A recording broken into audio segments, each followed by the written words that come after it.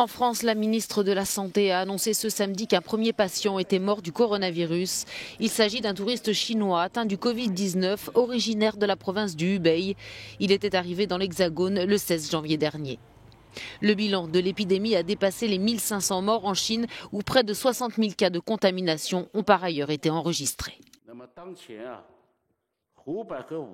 Actuellement, la situation épidémique au Hubei et dans tout le pays a atteint un seuil critique et nous serons bientôt dans l'impasse. Ce n'est pas le moment de nous relâcher. Nous devons faire de la lutte contre cette épidémie notre priorité absolue.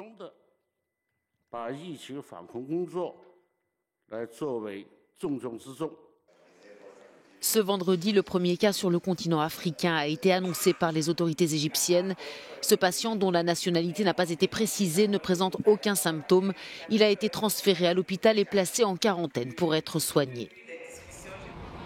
Par ailleurs, les centaines de passagers d'un navire de croisière américain, le Westerdam, ont pu débarquer vendredi au Cambodge. Le bateau avait erré en mer plus de 10 jours, 5 ports asiatiques lui interdisant d'accoster par crainte du coronavirus. Le coronavirus qui est apparu en décembre sur un marché de Wuhan, un marché comme celui-ci. Pourtant, l'épidémie ne semble pas freiner ces vendeurs indonésiens. Chauves-souris, rats et serpents habillent toujours les étals, malgré la demande du gouvernement de les retirer de la vente.